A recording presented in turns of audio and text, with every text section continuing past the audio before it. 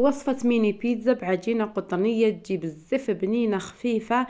توالم شهر رمضان إن شاء الله. بعد ما جربتوا ميني بيتزا اللي حطيتها في رمضان اللي فات لازم تجربوا هذه الوصفة لأنها رائعة. مرحبا بكم البنات على قناة حلويات سهلة وسريعة أم لينا. هنا راح نحضروا كما قلت لكم وصفة الميني بيتزا. مباشرة نبداو في الطريقة. للعجينة هنا عندي 2 كيسان ماء دافي. هنا هذه العجينة هذه المقادير خرجوا لي كمية كبيرة. اللي تحب كمية قليلة تقسم كل المقادير على 2. هنا عندي 2 كيسان ما يكون دافي، عندي مغرفة كبيرة سكر، عندي مغرفة كبيرة خميرة المطلوع. نخلط هذه المكونات مليح مليح ونخليهم حوالي 10 أو 8 دقائق حتى تذوب معايا هذيك الخميرة ويذوب هذاك السكر.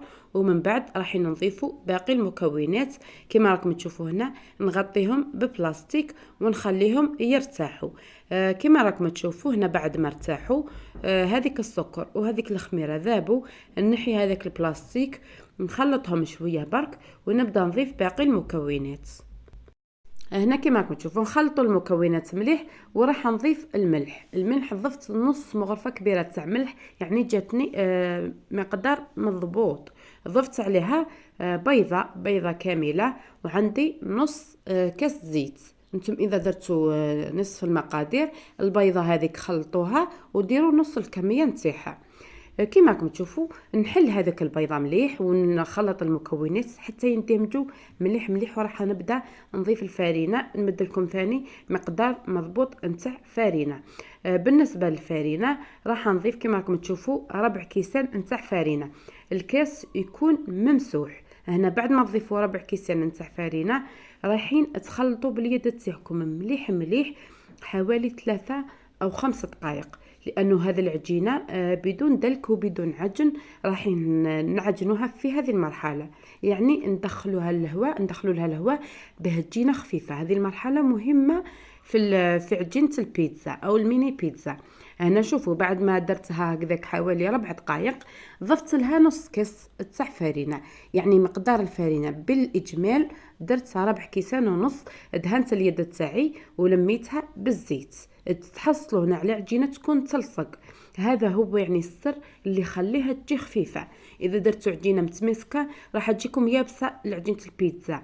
هنا لازم ديروها كما قلت لكم تبقى تلصق. ديروا المقدار المضبوط اللي درته انا، غطيوها ببلاستيك وبطرشونا كما تشوفوا. خليوها حتى يضاعف الحجم تاعها حوالي نص ساعه او 45 دقيقه على حسب الجو اللي تكونوا فيه.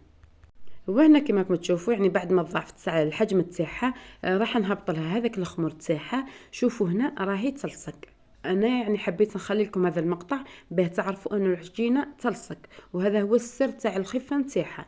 عندي هذا البلاستيك دهنته بالزيت وحليت فوقه هذيك العجينه كما قلت لكم لانها تلصق. حلوها فوق البلاستيك ودهنوه بالزيت، وهذا سر من اسرار ثاني باه تنجح معكم وما تعبكمش في الخدمه.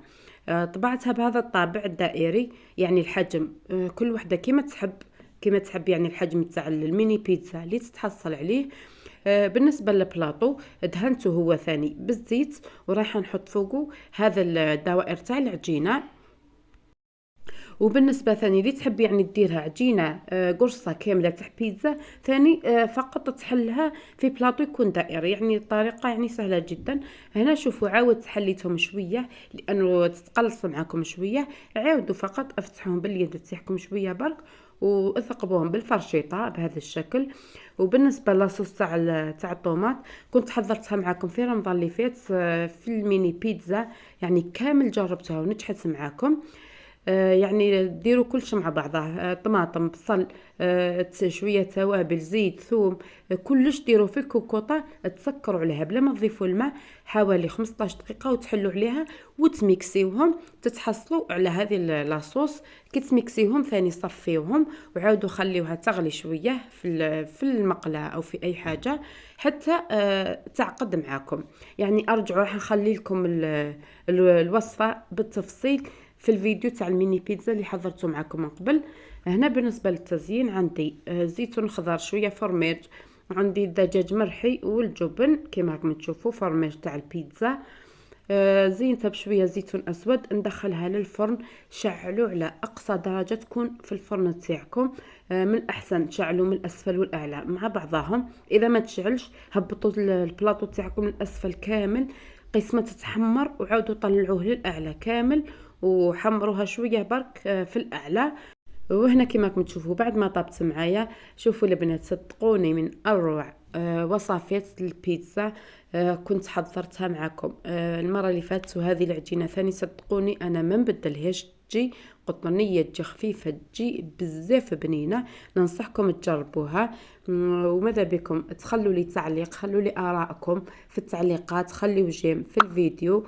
واللي تجرب هذه الوصفه ما تنساش تبعث لي تطبيقها في الفايبر، راح نخلي لكم الرقم او الواتساب، او في جروب الفيسبوك حلويات سهله وسريعه ام لينا. المهم هذه هي وصفتنا تاع نهار اليوم، ميني بيتزا. نشكركم كامل على المشاهده، ونتلاقاو في وصفات قادمه ان شاء الله.